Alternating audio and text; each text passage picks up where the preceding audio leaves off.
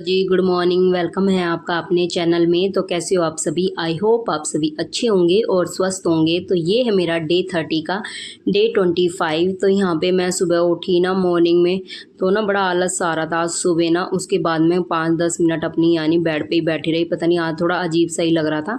और उसके बाद थोड़ा सा अपना भगवान को 5 मिनट मैं अपने बिस्तर पे ही बैठी रहती हूँ। उसके बाद ही ज़मीन पे नीचे पैर रखती हूँ। तो आज जब मैं उठी ना, तो मैं ये देखी मेरी बेटी यानी मेरे पास से कहाँ गई। मैं वो ऐसे ढूंढने लगी, देखो तो बिल्कुल बेड के कोने पे सो रही है। ये देखो, आप खुद देखो कहाँ सो रही है। यानी ऐसा होता है ना कि रात में ठंड हो जाती है तो मैं ना एसी बंद कर देती हूँ, तो एसी की वजह से ये बिल्कुल आके कोने पे सो गई थी, क्योंकि बिल्कुल पंखे के नीचे। और रोने भी लगी थी रात में कि मम्मा मेरे ना पंखा एसी चला दो आप, मुझे ना गर्मी लग रही है बहुत ज़्यादा। तो बच्चों को पता नहीं यानी कितनी गर्मी लगती है अब के बच्चों को। ये देखो, जब कितना ठंडा मौसम हो रहा है, अब रात में अगर एसी 12 बजे तक भी चले तो भी ना काफ़ी अच्छा ठंडा हो जाता है, लेकिन फिर भी ना ये इतना ज़्यादा वो हो जाती हैं बच्चे दोनों के दोनों।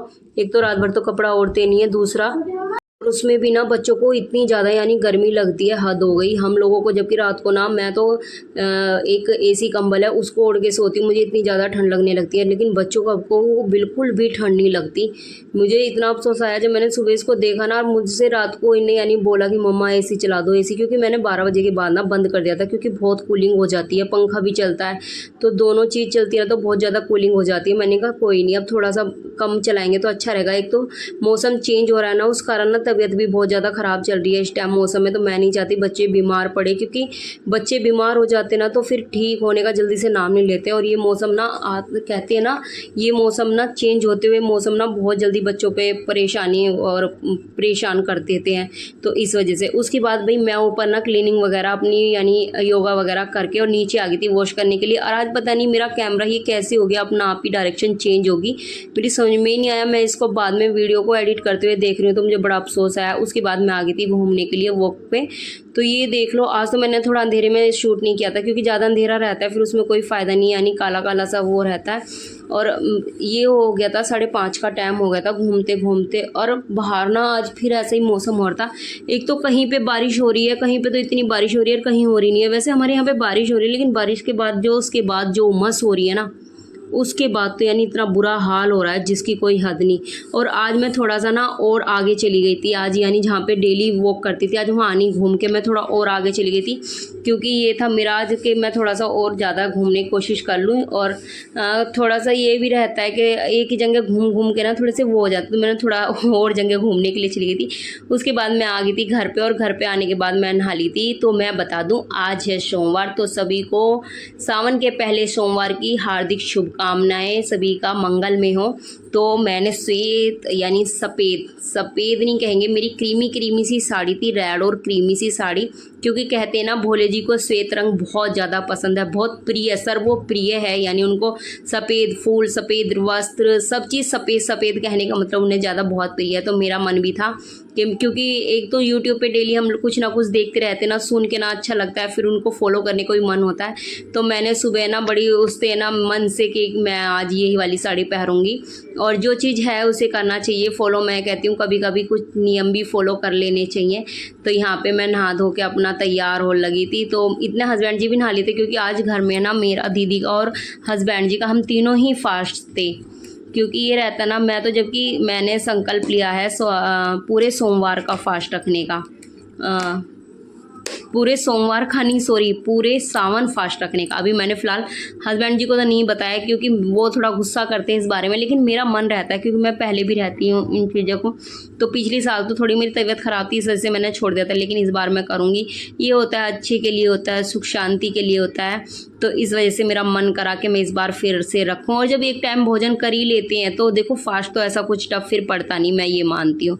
यहाँ पे फिर उसके बाद मैंने बेटी को भी उठा दिया था, क्योंकि टाइम होने लग रहा था। तो ये थोड़ा सा उठने में भी थोड़ा सा बच्चे को आलस आता है, तो थोड़ा सा आलस ख़त्म होगा, इतने ये ठीक हो लेगी, बैठ जाएगी। यानी वही बात है, 6:30 तक का टाइम तक भी अपना कंफर्टेबल फील कर लेगी। क्योंकि मेरा मन था, इसका भी मन था कि रात में बोल के सोई थी मम्मा सुबह पूजा मैं भी करूँगी, मेरा भी मन है। तो सबसे पहले तो मैं ये कहूँगी, इसकी बड़ी मम्मा ने और इसने ही पूजा की थी घर में, हम लोगों ने तो फिर भी लेट किया। तो यहाँ पे पूरी विधि पूछी थी मम्मा किस तरीके से करते हैं, कैसे करते हैं। तो मैं उसको थोड़ा थोड़ा करके बता रही थी। देखो मैंने दीप तो जलवाया नहीं था इससे, क्योंकि इसको अभी माचिस वगैरह नहीं जलानी आती है, वो इसकी बड़ी मम्मा ने की हुई है पूजा पहले। बाकी जो भी चीज़ चढ़ानी आती वो मैंने इसके हाथ से करके चढ़वा दी थी। अच्छा लगता है जब बच्चे अपने माँ बाप को फॉलो करके उन नियमों को करते ना, मुझे बहुत अच्छा लगता है। उसके बाद मैं बच्चे चले गए थे स्कूल में, उन्हें भेजने के बाद और फिर चल देते मैं और बच्चों के डैडी यानी मंदिर पे पूजा करने के लिए। उसके बाद हम मंदिर पे आ गए थे। तो भाई हाँ देखो, मैं फेस वगैरह तो नहीं दिखा पाई हूँ क्योंकि एक तो रखने की जगह नहीं था फ़ोन को, जहाँ पे मैंने बस बड़ी मुश्किल से सेट किया है। उसके बाद हमने यानी शिवलिंग पे जल चढ़ाया। सबसे पहले हम शिवलिंग पे नहीं चढ़ाते, यानी इनके दाएं बाएं दोनों तरफ चढ़ाने के बाद, क्योंकि एक तरफ गणेश जी हैं, एक तरफ कार्तिकेय जी हैं और बीच में इनकी पुत्री है अशोक सुंदरी। तो इस तरीके से हम पहले शिव जी पे इस तरीके से पहले इन तीनों पे जल चढ़ाने के बाद और तब उसके बाद यानी शिव जी पे जल चढ़ाते। कहते स्वीकार वो तभी करते हैं जब पहले इन पे चढ़ जाए। तो यहाँ पे हमने सबसे पहले जल चढ़ाया, उसके बाद दूध चढ़ाया और फिर जल चढ़ाया, फिर अपना दही, शहद, घी, शक्कर, गंगा जल, इन सभी से यानी कहते हैं ना शिव जी का पंचांग से यानी अभिषेक कराना चाहिए। तो उस तरीके से यहाँ पे फिर मैंने अच्छे से फिर इनको नहला दिया था और वस्त्र की जगह मैंने कलावे का यूज़ करा था और कलावे को इस तरीके से वो बना के उनको पहरा दिए थे। फिर इसके बाद मैं भांग धतूरा और क्या कहते हैं धतूरे का फूल और आँखें का पत्ता, आँखें के फूल और ये भस्म चढ़ाई थी मैंने। यानी सभी चीज़ों को फिर शिव जी पर अर्पण किया और मैं चावल भी लेके गई थी। इस तरीके से मैं ये कहूँगी मैंने इस तरीके से अपनी शिव की पूजा करी। तो मैं ये कहूँगी जो नियम होते हैं उनको करना चाहिए। उसके बाद मैं घर आके अपनी थाली दिखा रही हूँ आपको, जो मैंने फिर घर पे भी आके की थी। तो आज मैंने ना अभी कुछ दिन से मैं यानी यूट्यूब पे देख रही थी मिट्टी के शिवलिंग बनाऊँ। नाम तो थोड़ा मेरे को याद नहीं आ रहा है, कहते तो हैं उनको क्या बोलते हैं भाई, आप कमेंट्स करना उनको क्या कहा जाता है। पाश्विक ऐसे कुछ नाम है। तो उस तरीके से मैंने और हस्बैंड जी ने करी थी पूजा। तो यहाँ पे मिट्टी के शिवलिंग की नुमा यानी एक लिंग बना के और उसको इस तरीके से और फिर उसके बाद उसकी भी यानी पूरे पंचांग तरीके से अभिषेक कराया जल से अपनी यानी सब तरीके से पूजा करी। फिर सबसे पहले यानी जल से, फिर दूध से, दही, शहद, शक्कर, घी और गंगा जल, इन सभी से यानी शिवलिंग का अभिषेक घर पे भी आके किया और सभी चीज़ चढ़ाई, संकल्प लिया। सबसे बड़ी बात होती है हमारे कहते हैं ना व्रत का जब तक फल नहीं मिलता जब तक हम उस व्रत को संकल्प लेके ना करें। तो यहाँ पे हमने संकल्प लेके व्रत किया था। हमेशा जब भी आप व्रत रखो ना अपना संकल्प लेके करें और उसके बाद जब दिया बढ़ जाए ना यानी बुझ जाए तो इस जो पिंडी को हम बनाते हैं ना इसको पानी डाल के इस तरीके से वहीं पे लीन कर दें यानी मिट्टी में ही वो कर दें।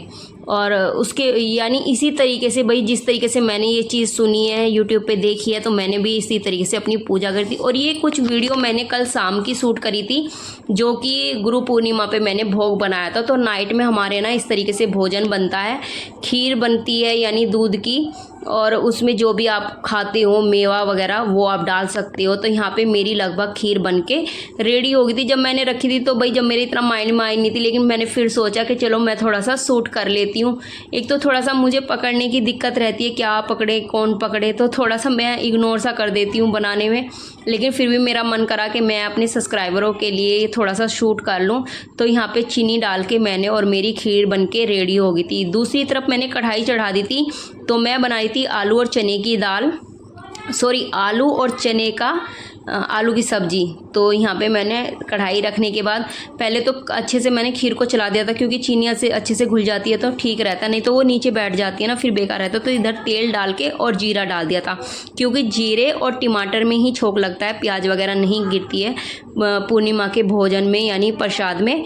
उसके बाद यहाँ टमाटर डाल दिए थे और फिर टमाटर को अच्छे से मैंने भून लिया था क्योंकि फिर नहीं तो कच्चेपन की तेल की महक आती है। और सारे अच्छे से मिर्च मसालों को डाल के इन्हें खूब अच्छे से भून लिया था क्योंकि ये अच्छे से पक जाते हैं ना तो फिर उबले हुए आलू रहते हैं ना तो फिर ज़्यादा उन्हें यानी देर तक सब्जी को रझाना नहीं पड़ता है।